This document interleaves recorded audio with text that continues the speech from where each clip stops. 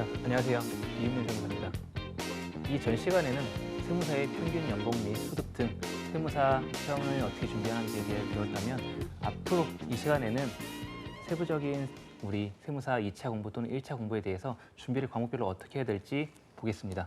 자, 우리 이 전 시간에 세무사의 평균 연봉 및 소득 등에 대해서 좀 말씀을 드렸는데, 세무사의 평균 연봉 등이 들으셨으면 아셨겠지만 근무세무사의 연봉은 그렇게 높진 않은 편이긴 하세요.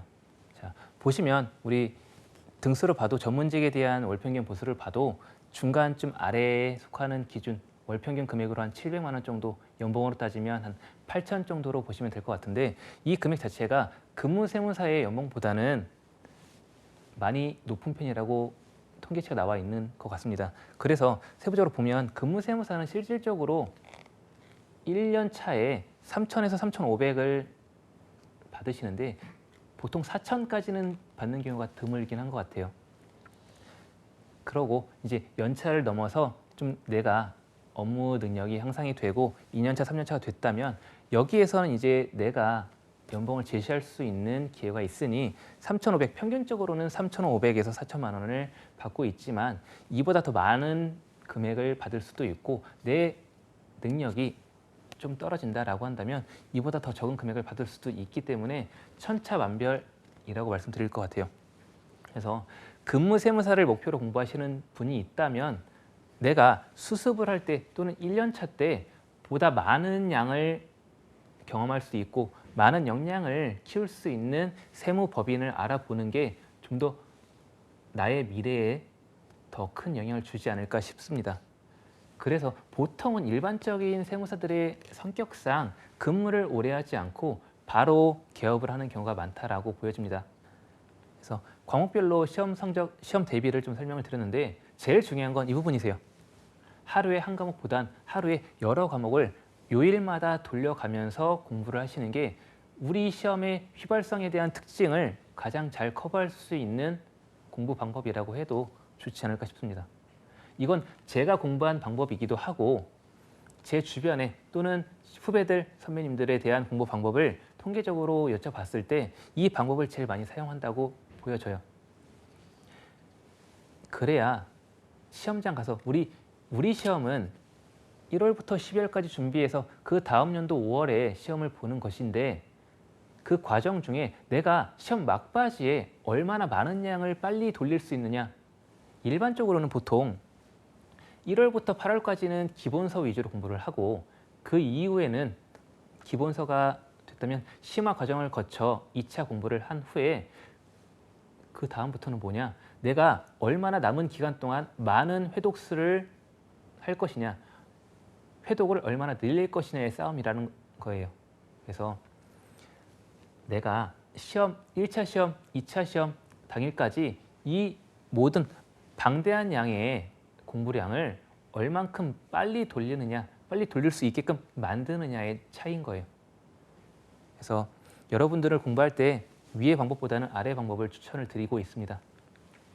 그래서 과목적으로 전략을 보면 재정학은 어찌 보면 1차 시험만 보고 넘어가는 것이기 때문에 1차 시험 위주로, 객관식 위주로 공부를 하시면 되고, 재정학과 같이 보는 세법학 개론은 1차 시험에서 또 중요한 부분을 차지하지만 2차 시험에서 보면 2교시, 3교시, 4교시에 대한 시험 모두를 차지하고 있기 때문에 여러분들이 공부를 하실 때 1교시에 대한 세법학 개론은 좀 더 비중 있게, 우리 앞에서 공부할 때 세법학에 대한 비중을 좀 더 늘려가는 방법을 취하시면 좋지 않을까 싶습니다.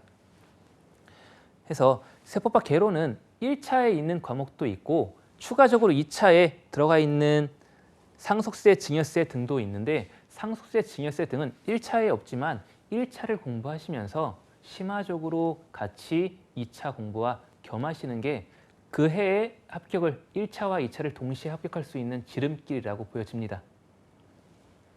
1차 때 세법학 개론을 누가 더 끌고 가느냐, 누가 더 심화 있게 가지고 가느냐에 따라 그 연도에 동차를 할지 아니면 그 다음에 2차를 합격할지 그 차이가 확실히 드러난다고 보여집니다.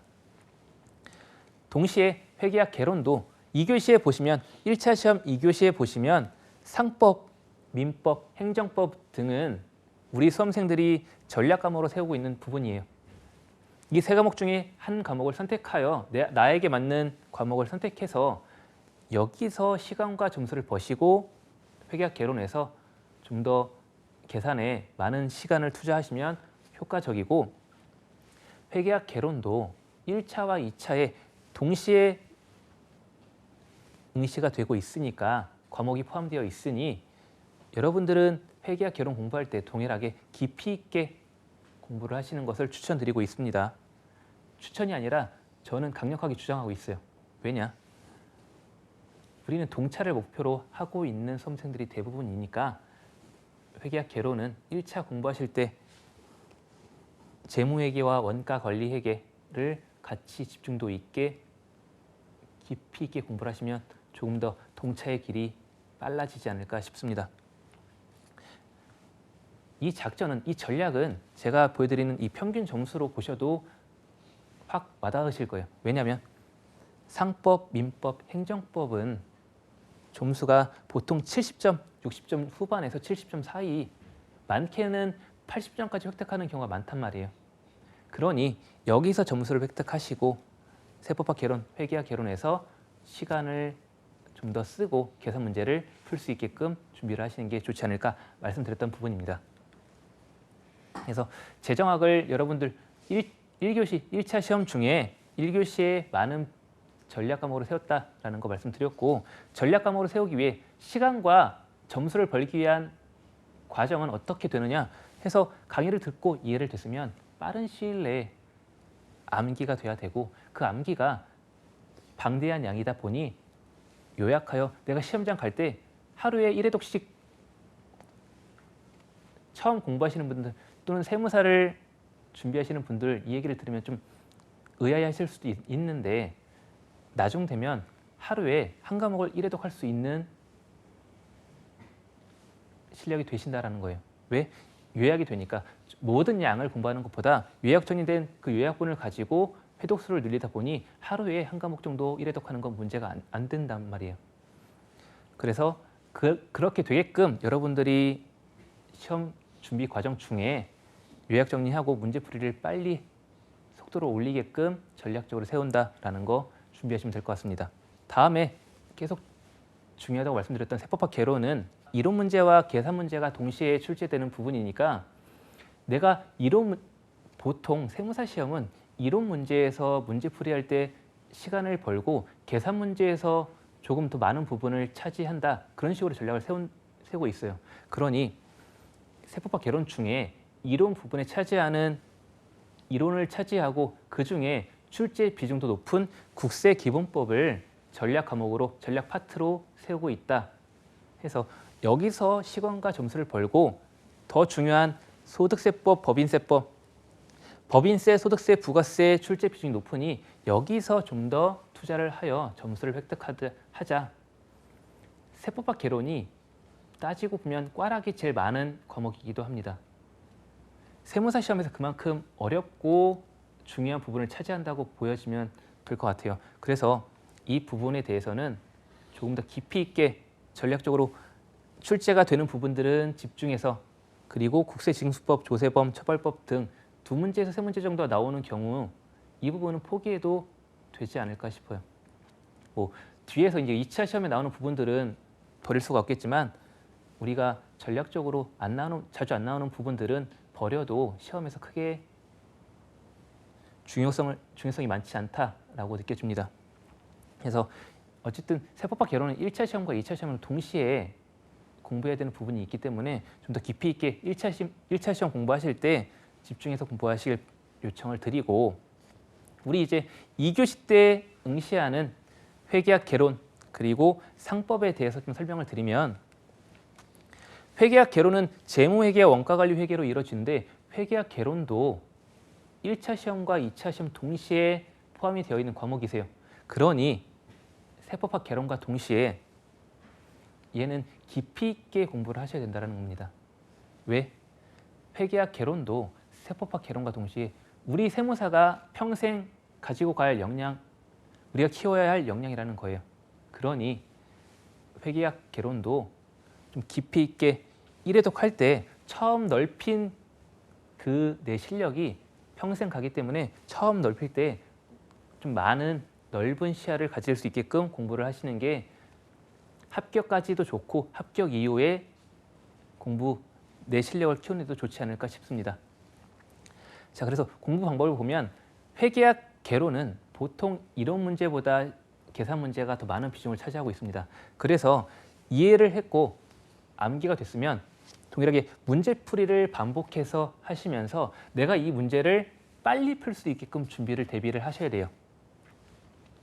우리 시험은 아는 것을 물어보긴 하지만 이 아는 것을 얼만큼 빨리 풀 수 있냐라고 물어보는 시험이기 때문에 여러분들이 조금 더 회계학 개론은 문제풀이 속도를 빨리 할 수 있게끔 빠른 회독수를 늘릴 수 있게끔 준비를 해가는 게 좋을 듯 싶습니다. 그리고 회계학 개론도 계산 문제가 위주가 많기 때문에 기출문제 안에서 출제 유형을 분석하여 각 챕터별로 자주 출제가 되는 부분들은 집중해서 공부를 하시고 몇 년 동안 출제가 되지 않은 부분들은 공부를 하실 필요가 없다고 봐요. 그래서 선택과 집중도 어느 정도 전략을 세우셔야 되지 않을까 싶습니다. 자, 그리고 가장 기본적으로 재무회계와 원가회계는 눈으로 풀고 머리로 풀면 저는 거의 불합격 될 거라고 거의 확신을 합니다. 왜냐하면 재무회계와 원가회계는 분계와 문제풀이는 손으로 내가 익숙하게 빨리 풀어야 나중에는 그것을 머리로 복습을 빨리 하게끔 공부가 되는 건데 처음부터 눈으로만 또는 머리로만 푸는 연습을 하다 보면 문제풀이나 여러 문제를 접했을 때 다양한 문제를 접했을 때 내가 이 문제풀이에 대한 능력이 그만큼 좋아지진 않다라는 거예요. 그래서 이 두 가지 과목은 세법도 그렇지만 재무회계나 원가회계는 손으로 많이 풀어보고 분계 연습을 많이 회계 처리를 많이 연습해 보는 연습을 한다면 좀 더 문제풀이 속도를 가할 수 있지 않을까 싶습니다.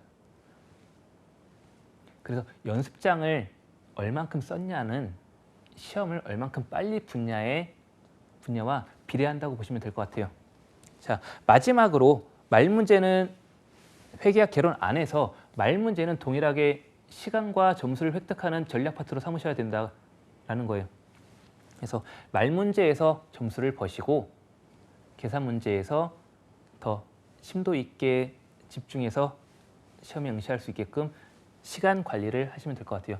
자, 상법, 민법, 행정소송법은 이 세 가지 중에 한 과목을 선택하여 우리 회계학 개론과 같이 응시하는 과목이세요.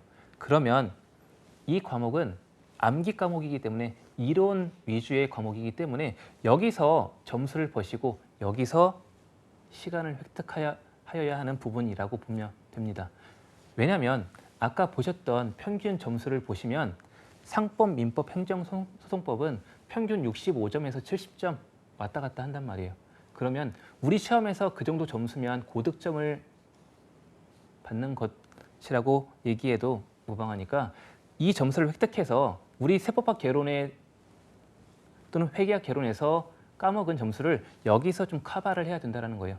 즉 점수도 커버를 하고 시간도 커버를 해야 우리 시험에 좀 합격의 길로 가지 않을까 싶습니다. 그래서 보통은 상법을 많이 선택들 하시는데 상법이 회사법에 대한 부분을 다루고 있기 때문에 우리가 세무사 합격하여 실무적으로 쓰는 과목 중에 상법이 제일 유리하다 싶어요. 그러니까 상법을 위주로 공부를 하셔도 크게 어렵지 않으실 것 같고 결국 암기 과목이기 때문에 이해가 되셨으면 암기가 되시고 암기가 됐으면 내가 이 암기된 내용을 빨리 끄집어낼 수 있게끔 요약이 돼야 된다는 거예요. 그래야 이론 문제에서 한 문제당 20초 또는 25초 내외로 문제풀이가 가능하게끔 될 것 같습니다. 자, 1차 시험은 여기서 마무리하는 걸로 하고 이제 2차 시험에 대해서 간략히 말씀드리면 2차 시험은 1차 시험 객관식과 달리 논술형으로 진행이 됩니다. 서술형으로 해서 지금 보시는 답안지 양식 안에 내가 수기로 답안지를 작성해야 하는데 결국 이 2차 시험은 내가 수기로 작성하는 서술형이라 채점을 누가 하냐? 출제하신 교수님들이 직접 하신단 말이에요. 그러니 답안을 작성할 때 글씨가 이쁠 필요는 없지만 채점을 하시는 교수님들이 알아볼 수 있게끔 깔끔하게는 정리를 하셔야 좀 더 점수를 획득할 수 있다는 거예요. 만약에 나는 의사 전달을 위해 글씨를 썼는데 상대방이 못 알아본다. 이건 채점할 수 있지가 않으니 채점할 수가 없어서 점수를 줄 수가 없다는 거예요. 그러니 상대방이 알아볼 수 있게끔 간략하게 깔끔하게 정리하는 연습도 같이 하시면 좋지 않을까 싶습니다. 해서 세부적으로 각 과목별로 어떻게 공부하면 좋을지 보면 회계학 우리 1교시 회계학 1부 회계학 1부는 총 4문제로 총 90분 동안 풀어야 합니다. 4문제이지만 4문제 안에 소문제로 분류가 되는 항목들이 있으니까 이 안에서 얼마나 내가 세부적으로 점수를 따낼지 4문제 모두 맞출 확률은 극히 드무세요. 회계학 1부는 회계학 2부와 동시에 꽈락이 제일 많이 나오는 과목들이니까 여기서 고득점을 맞는다기보다는 꽈락을 면할 수 있도록 여러분들이 좀 전략을 세우시는 게 좋지 않을까 싶습니다. 그래서 회계학 1부는 1차 시험과 동일하게 재무회계 원가관리 회계가 포함이 되어 있다. 그러니 1차 시험할 때 재무회계와 원가관리 회계는 깊이 있게 공부를 하고 2차 시험 때는 무엇을 물어보느냐? 답을 물어보는 게 아니라 답도 물어보지만 해당 답이 도출되는 과정까지 한번 써봐라 라는 문제가 나오니까 여러분들은 2차 과목 준비하실 때 문제풀이 과정까지 어떻게 내가 깔끔하게 답안지에 서술할지 머릿속으로 그려지셔야 된다는 거예요. 그래서 내가 이해가 됐고 암기가 됐고 문제풀이가 됐으면 그 문제풀이를 얼마나 깔끔하게 답안으로 작성이 될지 손으로 연습하는 시간을 많이 가지셔야 된다는 거 말씀드립니다. 왜냐하면 2차 시험은 우리 90분 동안 총 4과목을 봐요. 총 360분을 보시니까 체력적으로 많이 힘듭니다.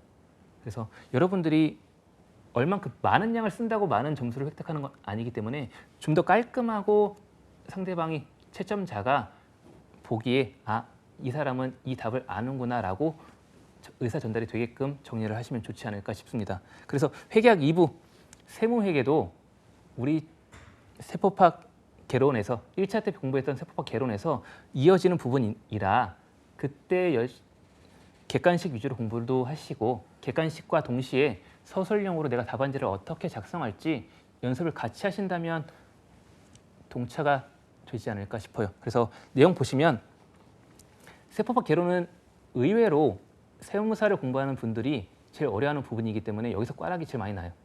그래서 어떤 연도에는 제가 합격했을 2011년도에는 회계학 2부만 꽈락을 넘었으면 합격이 된 연도예요. 그러니 그만큼 회계학 2부는 중요하다라고 말씀을 드리고 그래서 모든 파트를 다 가지고 가는 걸 추천을 드려요.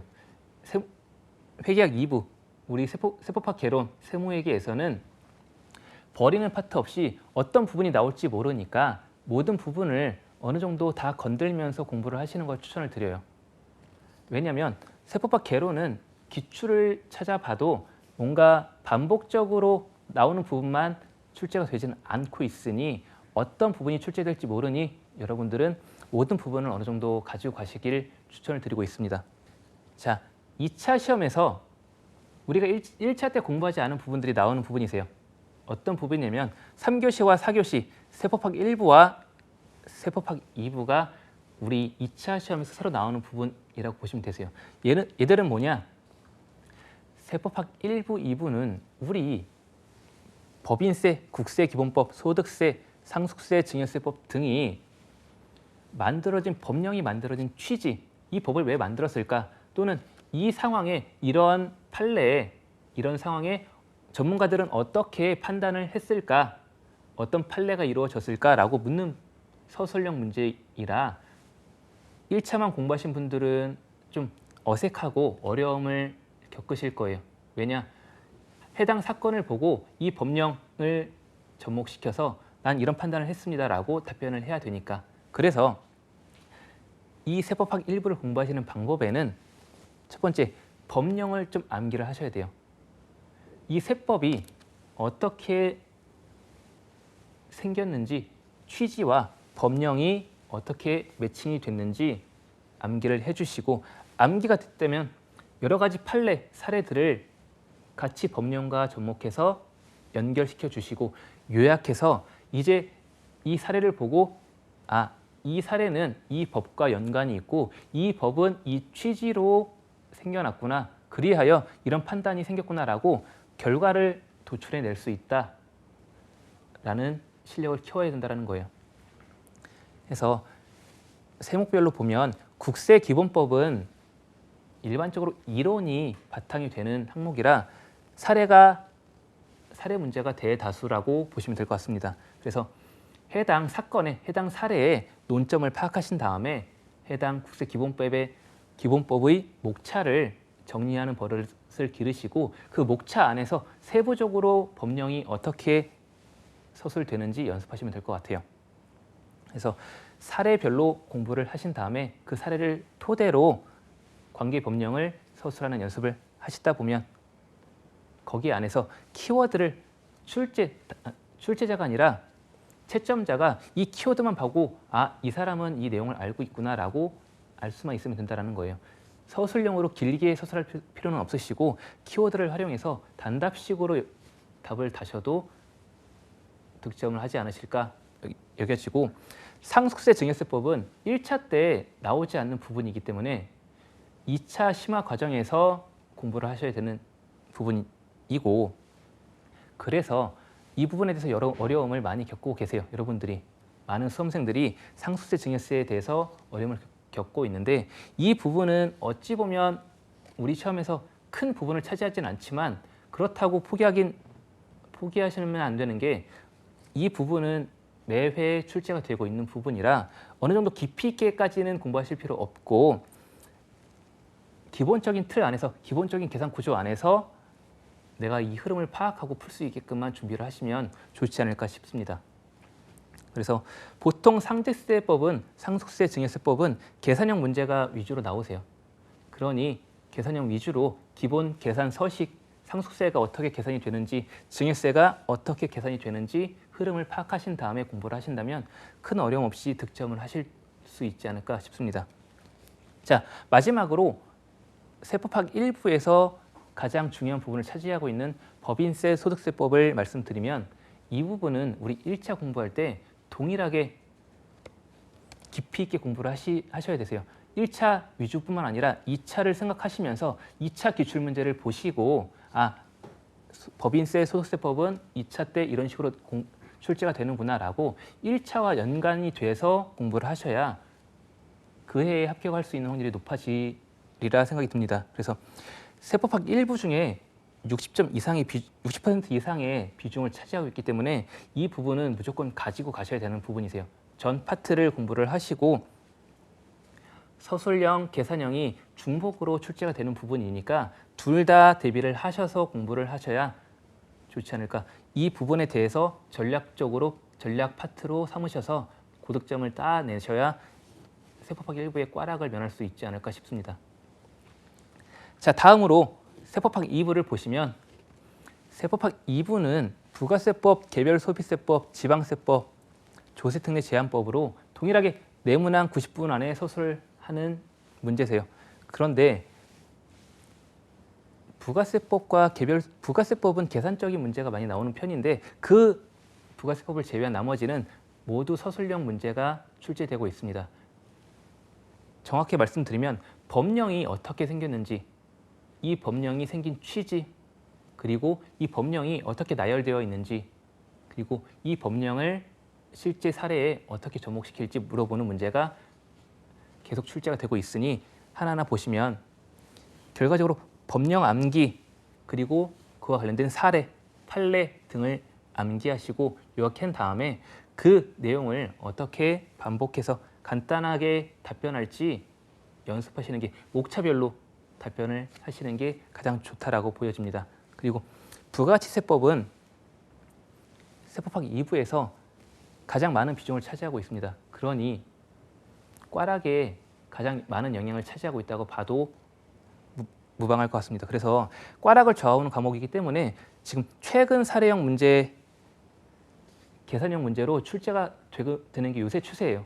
그러니까 최근 사례형 문제로 출제 경향을 파악하신 다음에 그 해당 사례 안에서 출제자가 어떤 논점을 물어보는지 파악하신 다음에 그와 관련된 법령을 같이 서술하시면 점수를 획득하실 수 있습니다. 라고 말씀드립니다.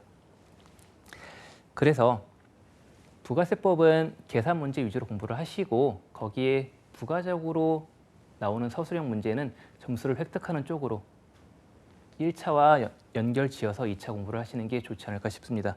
마지막으로 개별 소비세는 20점에서 25점을 차지하는 부분이라 이 부분도 꽈락에 영향을 미치는 부분이라고 보여집니다. 대신 개별 소비세, 지방세, 조세특례 제한법은 비중이 비슷하고 이들은 서술형 문제로 이루어지는 경우가 많기 때문에 암기와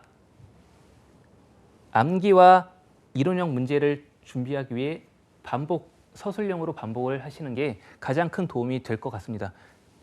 지방세라 함은 취득세, 재산세, 그리고 조세특례 제한법은 그 외에 특별한 상황에 따라 법이 생긴 부분이라 그 특별한 상황에 따라 법이 생긴 취지, 이유, 그리고 관련 법령이 어떻게 이루어지는지 보시면 공부가 좀 쉬워지지 않을까 싶고, 조세특례 제한법은 법령들이 거의 비슷비슷하게 생성이 되고 있어요. 그래서 법령이 중복되는 경우가 많으니까 모르는 경우에는 내가 아는 법령을 갖다 써도 어느 정도 부분 점수를 획득하는 부분이기도 하니까 아예 포기하지 마시고, 조세특례 제한법은 한 가지의 법령을 깊이 있게 공부해서 그 법령을 위주로 나눠서 공부를 하시면 합격의 길이 좀 빨라지지 않을까 싶습니다. 자, 오늘 세무사 시험 준비 과정, 세무사가 되기 위한 과정, 세무사가 하는 일, 그리고 각 과목별 공부 방법을 좀 말씀드렸는데 제가 말씀드린 부분이 어느 정도 도움이 돼서 세무사가 되고자 하는 분, 세무사에 관심 있는 분들에게 조금이나마 도움이 됐으면 바람입니다. 자, 오늘 여기서 마치도록 하겠습니다.